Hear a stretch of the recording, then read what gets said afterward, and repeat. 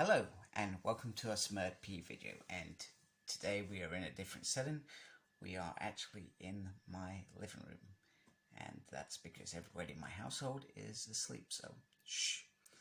And I can see my reflection, which is bugging the hell out of me in this in the thing, so apologies if you can see me. There's me waving. So anyway, in the UK it has finally happened.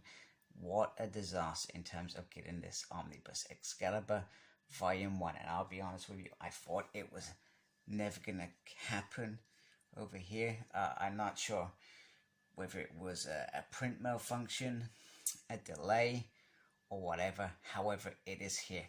And I've got to say, I'm very excited. Excalibur, for me, is something that I have never read. Never read it, apart from I think a couple of issues in Inferno, or one issue.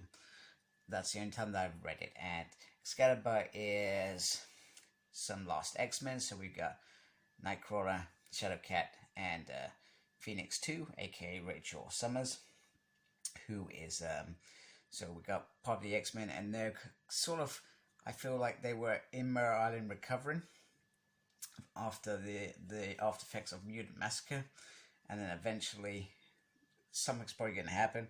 I don't know what's going to happen. Please don't tell me. They hook up with Captain Britain and Megan, and I believe Kurt and Megan have some sort of weird thing going on. So anyway, the cover is absolutely stunning. I love the cover. Very, very happy with that. Obviously, I don't think it's a direct cover. And then on the side, we have Captain Britain. I love the swords through the top. Excalibur is kind of like a British myth thing around King Arthur and Knights of the Round Table, if I remember correctly. And then we have the sword is drawn on the back, and it's got a nice sword there once more. And I love how they've done this kind of like I don't know, some sort of like they're like corners of picture frames. And there are 48 issues, if I have counted this correctly. It's got Excalibur Special Edition 1, and then Excalibur 1 to 34.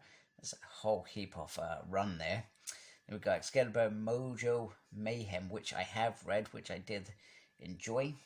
Quasar 11, 427 to 429,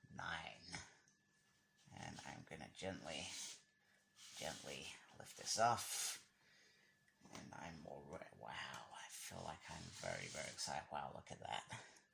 That is gorgeous. We have Stonehenge, which is probably about 40 minutes drive for me.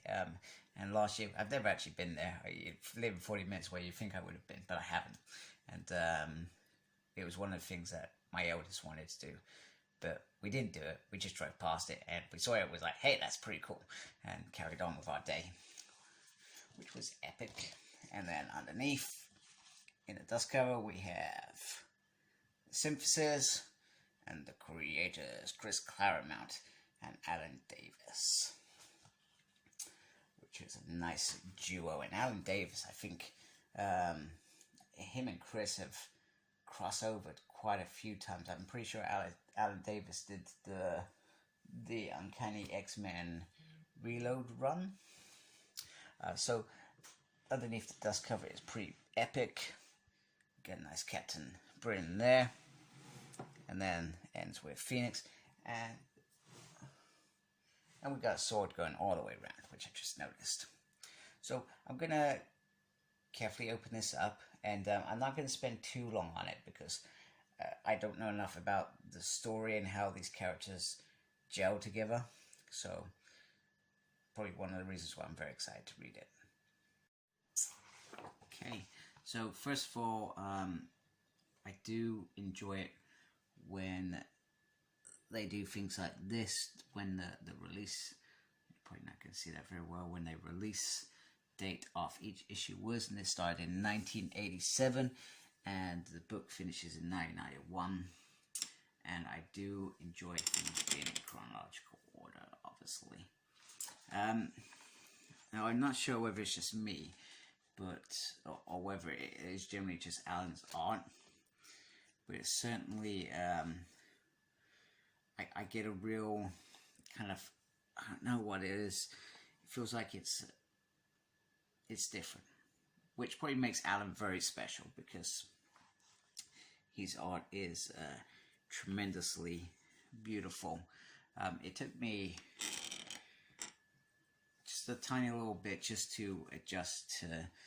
I love 80s artwork. I love the late 70s artwork. So this is my jam in terms of artwork. But I don't know what it was. It just felt, maybe it was just perhaps, but I feel like the paper quality is the usual standard from Marvel.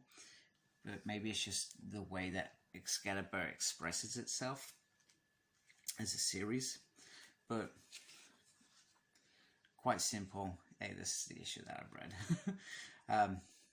It's awesome. To be fair, it's awesome. And like I said, very excited to read this. I have no idea what's going on, so I'm just not gonna dilly and dally. I'm just gonna quickly kind of flick through briefly. Let's just take a big jump there. Not a clue what's going on. But yeah, the artwork is stellar. Oh man, do you know what?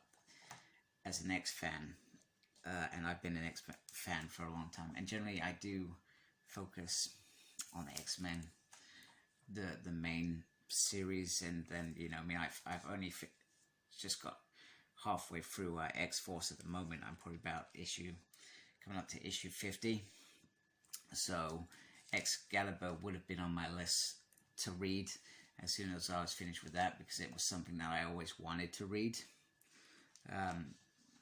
At some point, it's just you know, there's plenty of other things. There's constant material being released, so sometimes you're not always reading stuff. But it's pretty cool, and it has, what does it have?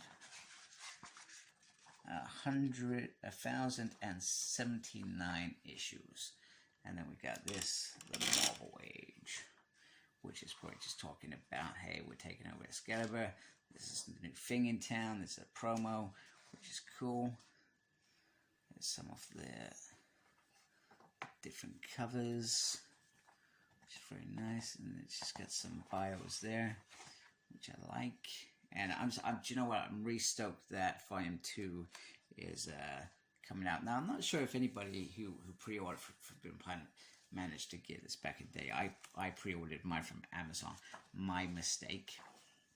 And to be fair, I don't generally order from Amazon now. I've literally switched. Everything new is with Forbidden Planet, because I feel like I'm not. I mean, we've been in a pandemic, so I've got to give some kudos that there's been more important things to do and run and support. But I just felt like these things probably were very important to people's mentality as well. You know, there's nothing, there wasn't anything else joyous to do other than read, stay in your house, watch crappy telly, you know, spend time with your family. So these things are important to, you know, just give you that little buzz you need, that little excitement. I'm getting that book next week. I'm so excited. I was excited at the beginning of the year. So to not get this till July is absolutely bonkers. And I was conscious that I'm going to get Volume 2. I'm not going to see Volume 1 for a decade, because sometimes that's how Marvel roll as well. Think back to when they first released X-Men Volume 1. They're only just getting around to doing a reprint now, and that's some scary stuff. Same with Jim Lee. That original book that I have for Jim Lee, Volume 1 and 2, only just been re-released. So you can imagine my worry that I'm thinking, I'm going to have to spend some money at some point. I'm glad I didn't. I'm glad I just thought, you know what? If it's to be, it will be. If not, at some point, people are going to sell them. You just got to wait for that right deal. Same with everything. And Inferno was one that I didn't go out and buy, for example, because I thought, at some point I thought I'd get that deal. Never materialized, or I missed out. And eventually they released it as an omnibus with all that content, with the the companion as well, which was a great move. I love it all in one book. So I'm glad to have Excalibur. I'm looking forward to reading it. I'm sorry I can't talk too much. I try not to spoil things. I can't obviously talk much about the story because I don't know much about the story, but I'm very, very happy to have it. Very excited. So thank you for watching. Please subscribe to my channel if you like my stuff. If you already subscribed, thank you very much. I appreciate your support. Remember, we got a target 1,000 video. Go check it out. When I reach 1,000, I got a free pack Nimrod to give away, which I'm looking forward to. So please share, subscribe. Make sure you comment on that thread, because if you don't, well, you're not going to be in with a chance to win it, because I'm literally just going to pick whoever's commented, throw it in probably a little bit more technologically advanced than a hat, and I'm going to give that crap away, which I'm great. And I've had it for about a month and a half, so I'm surprised it's taken so long. So please subscribe. Thank you, and embrace geekiness. Take care. Goodbye.